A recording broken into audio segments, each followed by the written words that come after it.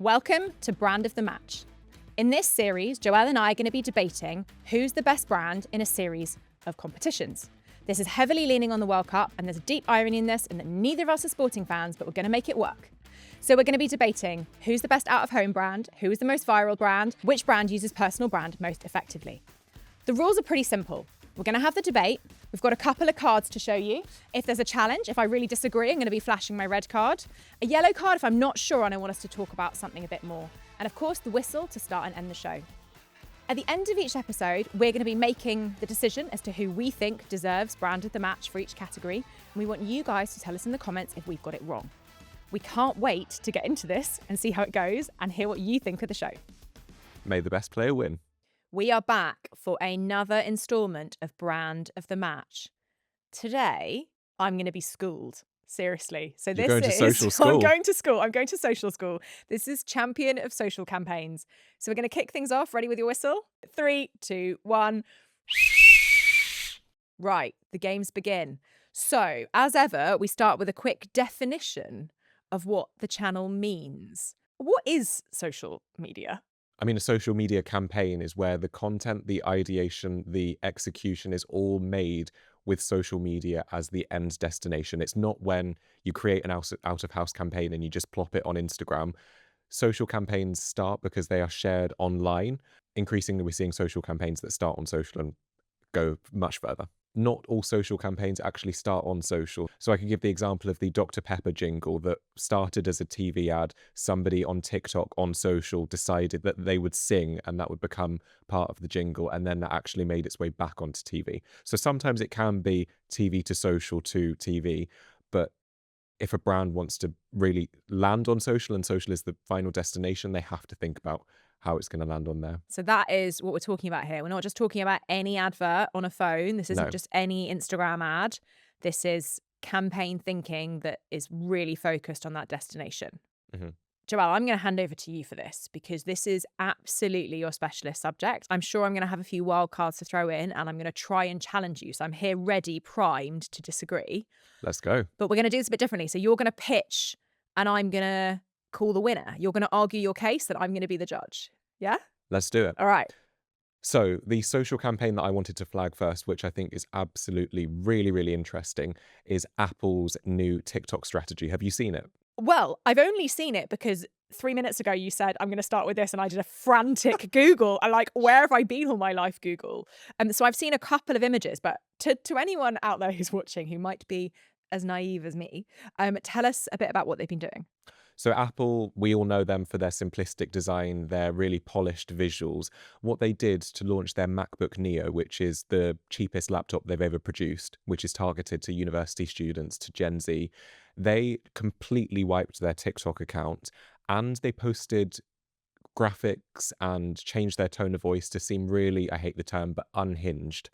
And what's really interesting is how they segmented it. So their Instagram remains really polished. They've got their shot on iPhone series that continues to be really beautiful pictures of somebody on Mars or on the moon or in this beautiful canyon in the middle of America. But then on TikTok, you've got these really playful videos of somebody stuffing a laptop in their back pocket of the jeans. You've got this really interesting move where they turn the Finder symbol, which I can literally see on my laptop and we're all familiar with, into a mascot. And I think what's really interesting is I actually made a video about this and I broke down the campaign. And I think Apple as a tech brand right now with the AI bubble that's forming has a real struggle to reach Gen Z and to meet them where they're at. And I found it so brave of a brand at that scale to say, actually, we're going to test something. We're going to do it on TikTok. We're going to speak in a different way. We understand our audience. We understand they're probably on TikTok over Instagram. And it seemed to pay off. My challenge, I'm not going to go as far as raising a yellow card. I'm just going to like little glimmer of a yellow card. A question is like, yes, it's cool. Are they very slow on the bandwagon to fundamentally change the way they show up on social versus other channels? And so the reason I asked this question is a few years ago, I was working for a fashion accessories brand who were like Instagram first. Everything was very polished, very like catalog style, stunning imagery. And we were trying to launch on TikTok and the team just couldn't get that TikTok required a very different approach to what they'd put on like a stunning email or on a website banner. They just couldn't get it. It felt too countercultural for us. And so for a long time, we kind of carried on putting the same sort of style stuff on TikTok, and it didn't work. I then had to run like a real cultural transformation project to try and get the business excited by what TikTok could be, and use loads of examples of Miu Miu and Prada were doing at the time, where they were, these really like luxe brands were showing up on TikTok in a very distinctive TikTok first way that was taking like elements of what they were, but were making it way more playful, way more social first, way more raw. So this like culminated in what I called TikTok therapy, which was a 6-week Love program that. for a whole business. We honestly had TikTok therapy sessions. Everyone came with their like cup of tea and their biscuit and talked about what scared them about the channel. And we really worked through it as a group. And, it was a real thing. And my glimmer of a yellow card is, has Apple gone to TikTok therapy way too late? Should they have been doing this a long, long time ago? Like, yes, it's cool, but I'm kind of surprised that in 2026, we're talking about Apple having a TikTok first approach.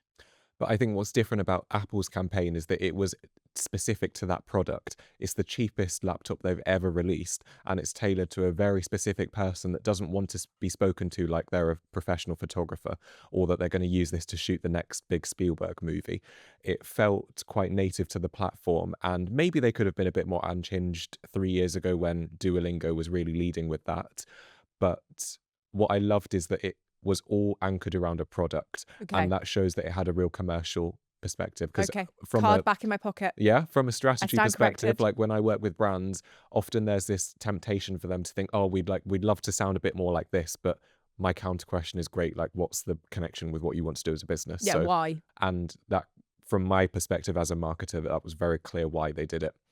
But another element to this campaign, which I think is really interesting, is how Apple allegedly has really been losing this AI race. They're really leaning into this human behind the scenes element, perhaps because their AI efforts haven't worked in the same way as OpenAI's and Anthropic's has. Cards back in my pocket. We're a big fan of Apple so far. Who else is hot on their heels? Another brand that I think is doing really incredible work on social, which I have to shout out, is Hair Syrup. Their origin story is incredible. The founder, Lucy McLeod, went on Dragon's Den, failed to get investment, really milks that moment that was on TV first, and produced, I think it was about 30 TikToks a day at one point, and has really positioned her brand as an underdog to a much wider problem in the hair space, which is so many products promise you X, Y, and Z. Very few actually deliver that. And I love that within their social strategy, they used quite a high impact, short moment, like going on Dragon's Den, airs for 10 minutes, her section, but then have used that as the anchor for building a community. Every single comment section you see now when they talk about being stocked in boots is referencing, love seeing you win, love seeing X, Y, and Z. And that's how you build community. Sometimes for a bigger brand, it's very hard for them to sit back and think, how do we show some vulnerability? But for a smaller brand, I love when somebody like Hair Syrup does it like that. I just love you referencing a small business. This is like, my whole thing is like, how are these startups making it work? It's so nice to hear you talk about the contrast between Apple and Hair Syrup. And like feels very much in my sweet spot. We've got to use this as a segue into Sult. Like we can't talk Can't talk about at this social without Salt. moment without talking about Sult in 2026. I mean, for anyone who doesn't know, I think we need to be really careful that we say that we're not so into our own kind of lime green Kool-Aid that we think that everyone knows what we're talking about. Salt are an electrolytes brand that have really grown social first, have an incredibly small team who do a lot of behind the scenes and a lot of personal brand stuff. So Millie Goldsmith, one of the co-founders of Sult, she already came in with an audience because she's a creator and has built an audience of over 500,000 followers.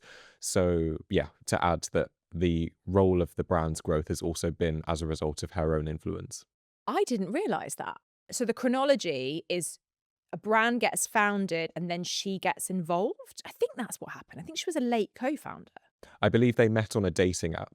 So the story goes, they met on a dating app. He then pitches her, they become friends. He then pitches her this idea for an electrolytes brand. She's already got a following and they make it happen. And the rest is history. I love their combination of like big brand and small brand thinking. So the big brand stuff of like owning a color, like already that particular like acid yellow is Sult in my brain. That is incredible that they've done that quickly. And that's like how Tiffany's and Coca-Cola think, like really owning a Pantone. I think so many small businesses just like forget the importance of consistency and like choosing your assets that you know you're going to be famous for. So I think that is really impressive. And I love that kind of approach. I also love that some of their content is seriously high quality. Like they are testing like mad. And yeah, they're testing the raw behind the scenes stuff, and they're testing a lot. Like you can really tell that she knows what she's doing with content. But there's stuff in there that's really cinematic and quite high production spec, which again I think is very cool, like punching way above their weight. Definitely. And I think what they've done really interesting, obviously, they speak a lot about their founder story and their founder content. They actually prove that you can do really high production content on a small budget. So they just recently, as of recording, did a mock The Devil Wears Prada Yeah. campaign, which was inspired by that iconic scene where Andy Sachs is walking through New York and the cars block her and an outfit changes. They produced that, I believe, for less than £500. Wow. And there have been other campaigns that they've done, at least to my knowledge, where they've openly spoken about how it doesn't cost that much. So for any small brands listening, like it doesn't necessarily need to feel like you're producing a Hollywood trailer to actually get that cut through. They have this mix of behind the scenes content, which is raw, which is ready, which anyone can do.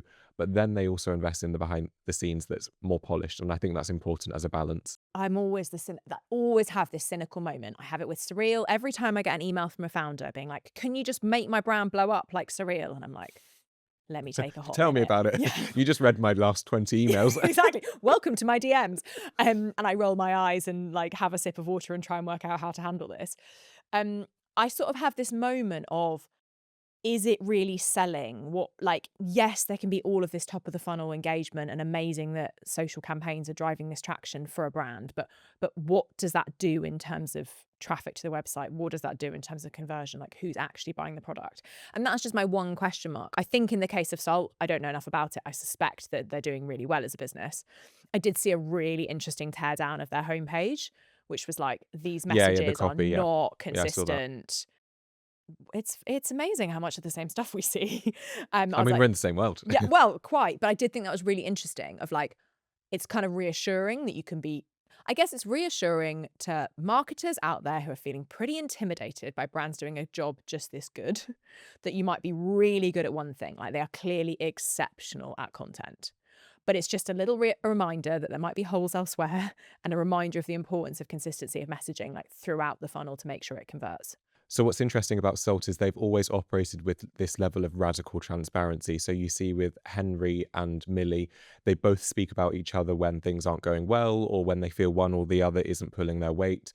And that is potentially a weakness for them as a brand, is as much as people buy into them as personalities, if there's friction, it's very, very clear, especially when it's founder-led. So that's one consideration that, whilst I love their social strategy, might hold me back from them winning the match. I kind of love them for that. I think that's so courageous. It's so scary to do. So I think the thing that makes you question them is actually the thing that makes me love them even more. As a brand, they've really positioned themselves against this greens trend that we saw back in 2023. It seemed like every influencer and their dog was promoting greens and like stirring it with the electric whisk. But the electrolyte trend is in its motion, and Salt have really capitalized on that consumer move. So it's not just about like the influencer having a brand and having interest, it's also the consumer interest that happened with it at the same time. Right product at the right time. So there's a social trend at product level as well as like what they're creating at brand level. Right, quick halftime ad break. And this one's brought to you by Stickybeak. Stickybeak is something I've been genuinely using for years now. It's rapid consumer research built specifically for FMCG marketers. It tests packaging concepts and campaigns with real people fast, under 48 hours and sometimes like 2 hours. It's become a cornerstone of how we test insights at my agency, Brand Hackers. I was working with an iced coffee brand recently, testing cold brew formats before committing to production. We had real consumer data, purchase intent, broken down by age and gender before a single unit was made, and it completely changed how those products went to market. The process was stupidly simple too. I hit share and could send the results straight to the founder's WhatsApp the next morning. Just clear insights I could actually act on. In FMCG, the decisions are too important to run on gut feel. The margins are tight, retail is unforgiving, and by the time you realise something isn't landing, you've already spent all the budget. In my opinion, the best FMCG teams aren't treating consumer research like some big annual project anymore. They're building it into the weekly workflows. Fast feedback means quicker decisions, fewer expensive mistakes, and when you walk into a retailer's pitch backed by real data, it's a completely different conversation. Stickybeak, rapid consumer feedback built for FMCG. Check out stickybeak.co or the show notes for more details. Now, second half of the match. Let's go. I'd like to give a shout out to two brands who are taking a very different approach to social. And maybe you're going to say to me that this isn't a social campaign. Perhaps that's the challenge here. But I think we should talk about how All Things Butter and Bold Bean have built businesses on Instagram feeds that function as engagement platforms. They are, banks of recipe content that are so delicious and consistent that it becomes a real destination. So instead of like popping up in my feed in the way that Sult are trying to do, I'm almost like typing in Bold Bean to go and make a recipe, and therefore that brand is living in my brain again. Are they not worthy of this debate because they don't count as social campaigns? Is that just like hygiene content and therefore a different category? Doesn't necessarily have to be campaigns, but I think it also depends on how they're behaving on the platforms. If they're turning that into episodic content where you can watch part 1 and part 2 and you're actually pulled into a longer term format, then I think that works. A lot of people on LinkedIn and in the marketing sphere are talking about this rise of episodic content. From the brand side, when I speak to brands, that's all they're ever asking for, because they post a viral video, it does brilliant, they have to promote something else the next day. But when you have a series, you can invite people into a world that they continue to engage with. Who's doing that really well? We've spoken a lot about trends. I'm actually going to take it to a very different lane. Boring businesses. There are so many boring businesses that are doing really incredible social content that I think we need to give a spotlight to, and also that are in very unsexy industries. So electrolytes, love that. Very easy to sell from a consumer perspective. Accounting. Not electrolytes. Very, very boring. Very dry compared with electrolytes. The brand QuickBooks have been doing some really incredible work on their YouTube. What's really interesting about them is that they have several different social accounts and they've segmented them by niche. So they've got a long form YouTube channel called QuickBooks Studios where they drop these almost gamified TV show style formats with influencers and content creators talking about their income. And what's brilliant about that page is they are targeting a very specific person in their journey, a content creator who's just hit a financial milestone and is understanding how they take their career to the next level. And when they see that top of funnel content, when it's time to make that decision, it's, oh, I'm going to go with QuickBooks because they really understand my industry. And the brilliant thing about them launching a YouTube channel is that it addresses such a personal frustration, which is you feel like your accountant doesn't know much about your business. Yes, they might be experts in accounting and finance, but do they understand what my P&L should look like? That's so interesting.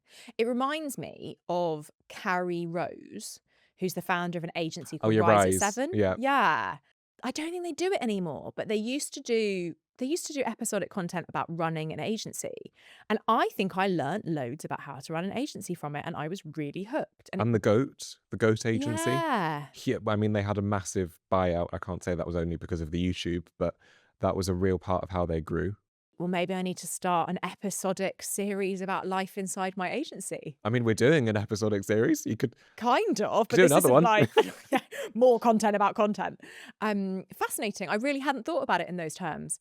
Okay, so we've got some social champions in boring businesses. I love this because I think these are exactly the kind of people that don't get talked about. Should we talk about Duolingo? Can we have this conversation without talking about Duolingo? Let's do this. So Duolingo is one of those brands on social that anyone who has a phone and has been online for the last 5 years, whether they work in marketing or not, they will have seen their content and they will usually say that that's their favorite brand on social. What's very, very telling now, we've all known this, is that they're pulling back on their unhinged tone of voice. The CMO just came out and said they're actually going to be stepping back because they don't feel like it's serving them in the long term. 2 reasons why that's happening. One, because they led that tone of voice and every other brand copied it, so it's no longer distinctive to them. And 2, because they really leaned into Gen Z, whereas actually Gen Alpha is that generation that is increasingly of influence and increasingly needing to be understood on socials. And Gen Alpha want a different tone.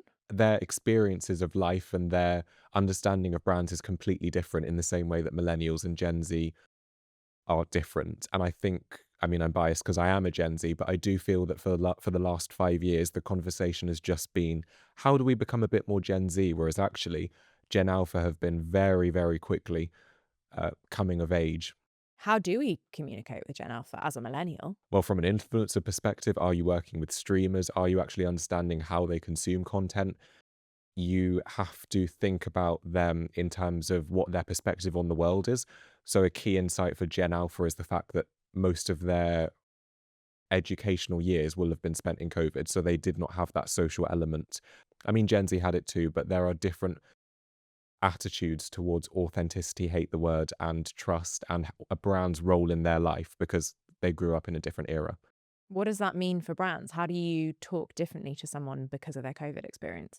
I think you also have to understand why, taking it back to Duolingo, why their tone of voice really shone out at first. They were one of the first brands to adopt this tone of voice on TikTok, which during COVID, for Gen Z, that was an app they were using because they didn't have anything else to do. And now that platform has matured and brands and Gen Z is expecting a different kind of tone of voice from brands. For Gen Alpha, their time is hugely dominated by Snapchat. So many marketers that I speak to are saying, yeah, we should be on Snapchat. Like, do you know anything about that? But very few are getting it right. So JD Sports, for example, they've done a really incredible job of building short form series on Snapchat because they understand that similar to how Gen Z were on TikTok in 2020, Gen Alpha is now on Snapchat. I'm going to throw one in the mix, which is the Blank Street Coffee Afrogala Ball. I mean, I'm quite knowledgeable at Blank Street's campaigns, but I don't know that one, so you'll have to fill me in. Well, Blank Street, I love as a brand, mostly because I know their marketing team and I love them as a group of women. They're an amazing gang. They took over a space in Battersea Power Station for 2 days and launched their Affogato as though it was a fashion drop. The strategy, Claudia and Izzy, who work for Blank Street, are going to listen to this and be like, what you're about to say is not true. And they can be my most valuable players. But from my view, the strategy was quite simple. It was, we're going to treat this like it's a fashion drop. We're going to forget entirely that we are selling a food product. And we are going to treat this as though it is a new watch or a new handbag.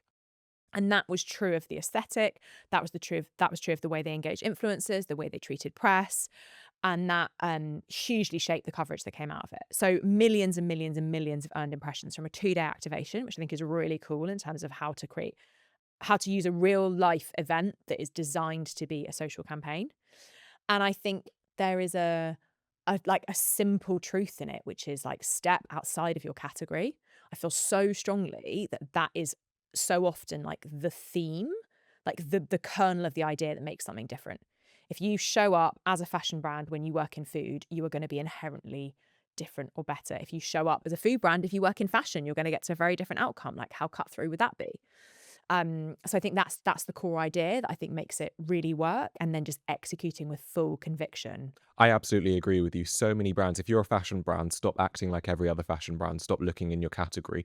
But if you want to do it and do it well, you need to be set up like another business. So I give the example of Built. They're a rental rewards company and they have an incredible social series that every marketer and their dog has spoken about. But what's interesting is how it's written and produced by a comedy writer's room. So they have set themselves up like a TV show and producing it. They're not saying, let's just produce something and make it funny. They've actually got it set up from the inside. And then you look at even bigger brands like Gap, how they've just appointed a chief entertainment officer. I mean, what do they even do all day? But they are leading the entertaining content that everyone is going to be talking about 5 days from now. I just find it really interesting when brands put their money where their mouth is, as much as they say that they're going to act like a fashion brand as a food brand. I don't have a green card. I've only got a red and a yellow. Football haven't invented a green card, but I think Gap needs a green card moment. Just incredible, their comeback. Exactly. And why I'm so thrilled by it is it's like, that would never have happened if they weren't in a bad place. There are so many decisions in business where I think what I would have given to be in those meeting rooms, like to see how those conversations happen. The rebrand that they did. Like, Incredible to have come back from that. they've had their back against a wall.